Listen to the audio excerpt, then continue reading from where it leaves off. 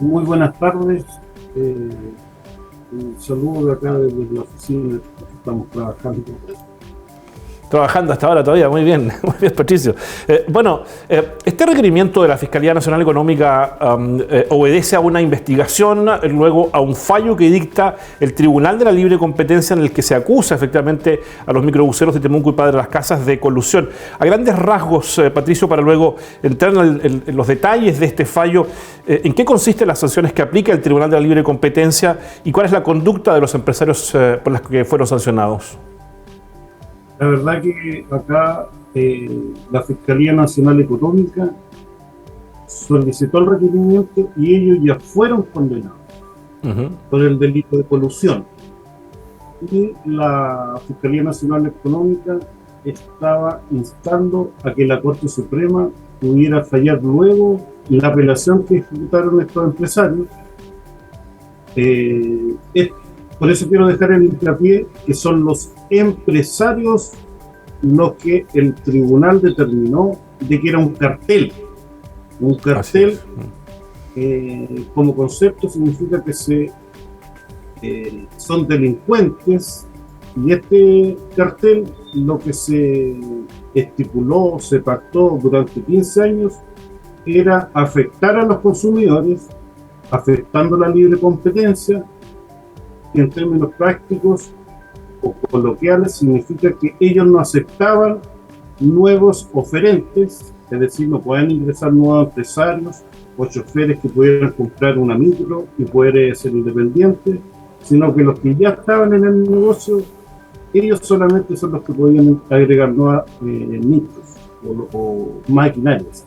Por lo tanto, ellos se están coludiendo por 15 años, ya fueron sancionados por el Tribunal de Libre Competencia, y eso significa que las máquinas por eso no se van reparando, los recorridos tampoco son habituales, por lo que significa que el consumidor día a día ha sido afectado durante estos 15 años y hasta el día de hoy, porque prácticamente esta huelga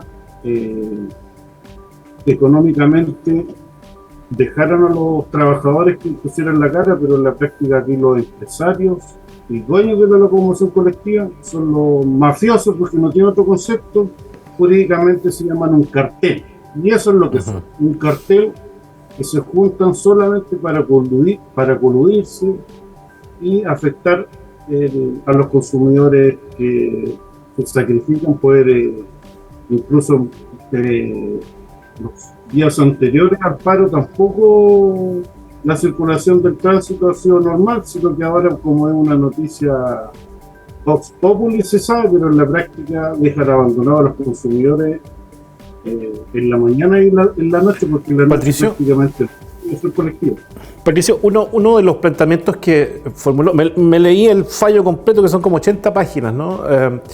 Respecto de la investigación, respecto de las reclamaciones que plantean los empresarios de microbuses a través de sus abogados, las distintas líneas, entre ellas la 10, que dice, mire, nosotros nos retiramos antes de estos 3 acuerdos que se generaron entre el 2013 y 2017.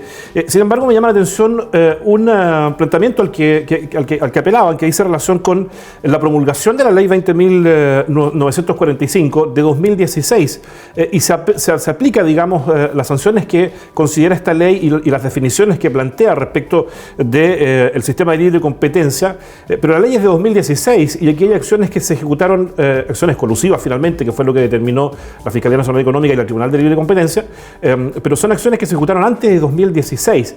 ¿Se aplica algún sentido de retroactividad en la ley?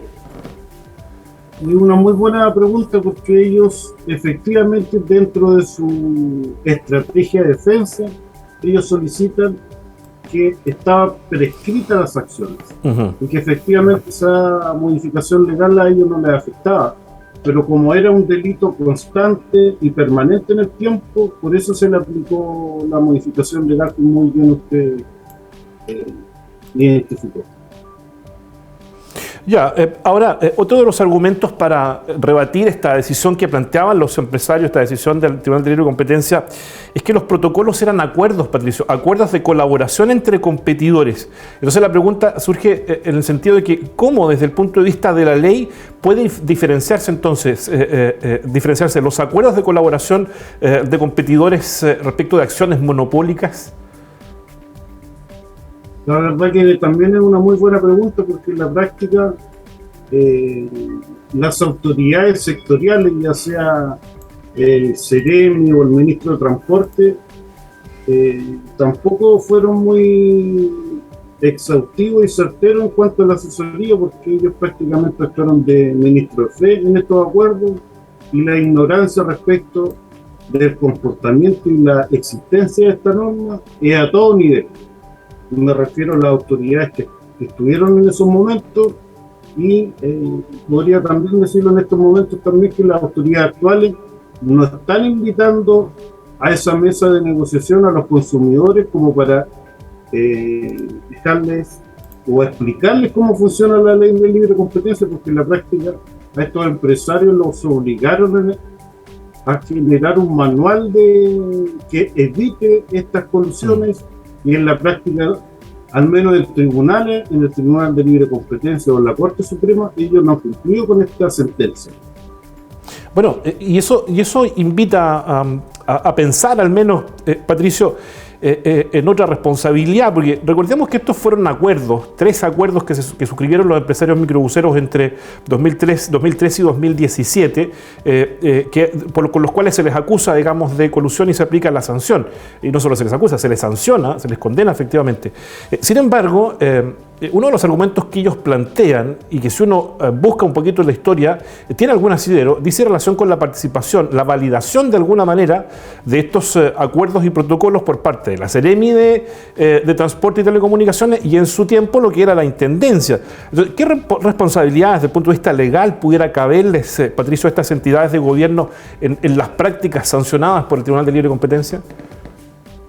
La verdad que es una muy buena pregunta y un buen razonamiento jurídico, porque en estricto rigor ellos también podrían demandar al Estado por la falta de servicio y la negligencia de parte de las autoridades que actuaron de ministro fe en estos acuerdos, porque claramente el CEREMI de turno debiera de saber normativa de este tipo, porque no solamente se han condenado la locomoción colectiva acá en la ciudad de Temuco, sino que esto viene sucediendo en Osorno, en el norte de Iquique, en Valparaíso, y por eso que se siguió investigando a las demás regiones, porque esto es una práctica habitual en todas partes de Chile.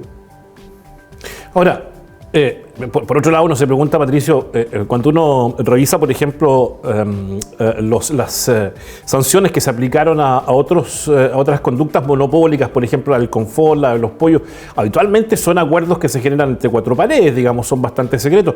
En este caso hubo protocolos firmados ante notaría, es decir, hay un acto público de firma de estos protocolos muy distinta a los casos que yo le mencionaba anteriormente.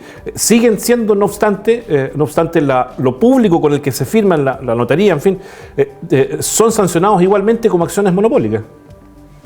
Claro, incluso en la propia sentencia el tribunal da a conocer el sentir de que ellos no sancionaron a los servicios públicos, porque eso la Fiscalía Nacional Económica no lo pidió, pero podría haberlo solicitado, pero como son servicios públicos en definitiva, es un círculo vicioso que pasa en general con los servicios públicos, que cuando alguien comete un error de ese tipo, solamente se va con el particular y no con el servicio público.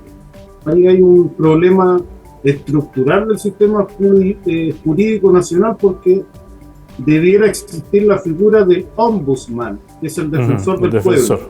Esta figura todavía no existe ni en esta constitución, y ojalá que en la futura constitución que debiera salir debiera existir la figura del ombudsman, porque es el defensor del pueblo.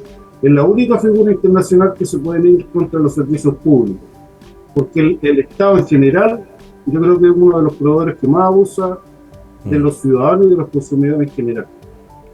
Oiga, Patricio, otra de las dudas que a uno le surge, ¿no? Esto se sancionó, aun cuando no se ha pagado la multa, pero una de las conductas que sancionan dice relación precisamente con la imposibilidad de que otros actores puedan ingresar al mercado de la locomoción pública en Temuco. Ya lo decía usted, nos encontramos con que el servicio de transporte público urbano en Temuco, la locomoción mayor, hoy día deja usuarios botados, lo vivimos hasta hace un par de meses atrás, 7 de la tarde ya no hay locomoción, pero está la imposibilidad de que entren otros actores al mercado. ¿Se ha repetido entonces la práctica monopólica de estos empresarios? Claramente, yo creo que estos empresarios ni siquiera han tomado conciencia del delito que ellos cometieron y siguen cometiendo, porque en declaraciones públicas, uno de los empresarios, recuerdo que prácticamente él da a conocer que poco menos que una víctima del sistema, y claramente no se da cuenta que el delincuente es él y todo el cartel de dueños de la locomoción colectiva, porque eso es lo que dice la ley, eso es lo que dice la sentencia, y eso es lo que son un cartel coludidos para afectar la libre competencia. Y eso no lo digo yo, sino que lo dice la justicia. Ahora, si uno revisa la jurisprudencia, Patricio, hay antecedentes, ya lo mencionábamos, de otras decisiones, otras empresas que fueron castigadas por la justicia por actos colusivos, ¿no? Donde se reportaba un beneficio económico para empresas y empresarios que participaban de esas acciones de colusión. En este caso, ¿cuál es el reporte económico que pudo haber generado para los empresarios microbuseros en Temuco esta acción colusiva? La verdad que es una muy buena pregunta, porque en términos de finanzas o en materia económica, pero 15 años abusando en forma constante, día a día, y la verdad que hay que hacer un estudio económico como para poder definir la cantidad de dinero, que debe ser mucho dinero, pero en términos prácticos la sentencia da a entender que prácticamente el 30% de sus utilidades de forma anual venían a través de esta mala práctica que tienen los empresarios de la locomoción colectiva marítima. ¿Buscarán ustedes como Fiscalía del Consumidor alguna compensación económica para los usuarios de Temuco y para las casas? Y se lo pregunto fundamentalmente, Patricio, porque uno de los argumentos que presentan los empresarios microbuseros dice relación con un estudio que hace la Asociación de Consumidores y Usuarios del Sur, en que concluyó que el 89,9% de los encuestados señalaba que podía tomar locomoción y llegar cerca a sus destinos más frecuentes. Es decir, mostraba de alguna manera la satisfacción de los usuarios por el servicio, no dando cuenta entonces de esta carencia en la frecuencia o esta disminución en la frecuencia de los microbuses. En ese sentido le planteo la pregunta si es que ustedes como Fiscalía del Consumidor van a buscar alguna compensación económica para los usuarios, ¿no? Sí, nosotros estamos esperando que la Corte Suprema ratifique la sentencia, y ahí nosotros tenemos el plazo de 5 años para poder ejercer una acción de indemnización de perjuicio en el mismo Tribunal de Libre Competencia.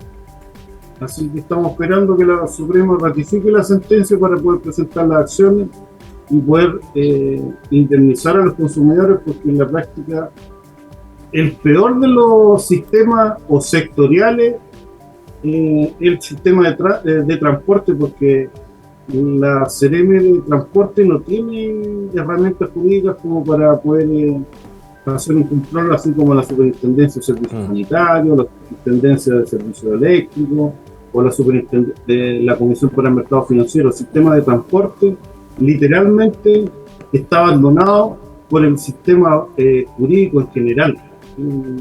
Era crearse una superintendencia de transporte, no una CEREMI.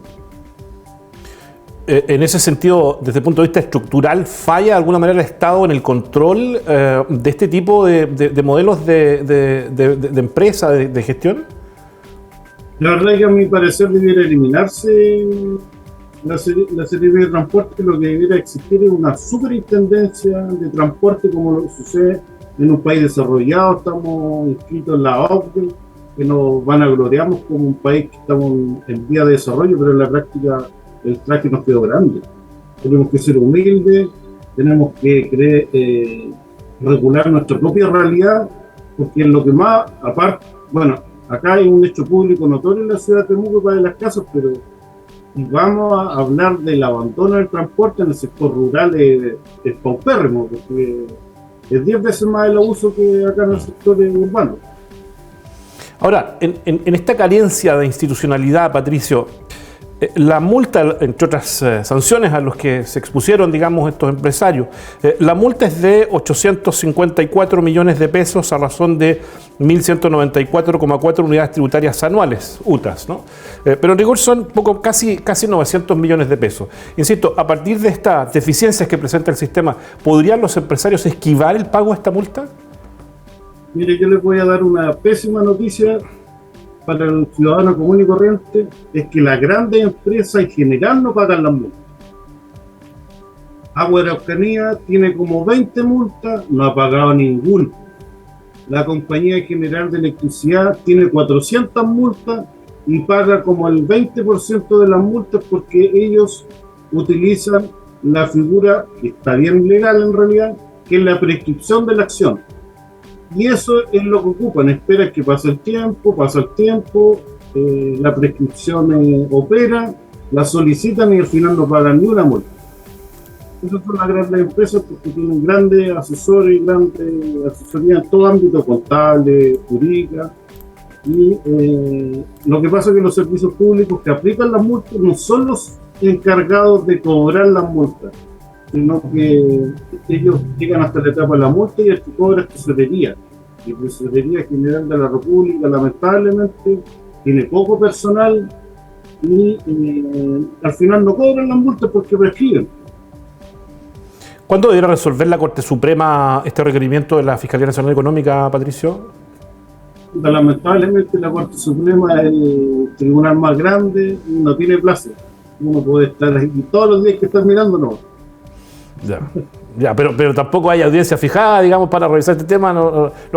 ¿Algún indicador, algún olor, por último, que diga, mire, es probable que de hecho la próxima semana, el próximo mes, el próximo año, 5 años más, no sé, van a revisar este requerimiento? Cuando puede ser el día siguiente, cuando está todo claro, ratifican, se confirma, ahí eso se demora una semana. Pero cuando hay una modificación de la decisión del tribunal de primera instancia, ahí puede ser de 3 a 6 meses que salga la sentencia definitiva. Ya, pocas esperanzas entonces de que los empresarios paguen efectivamente esta multa, de acuerdo a lo que nos plantea Patricio Cornejo de la Fiscalía del Consumidor. Patricio, le agradezco muchísimo esta conversación, que tenga buena tarde. Buena tarde, muchas gracias, un saludo a todos.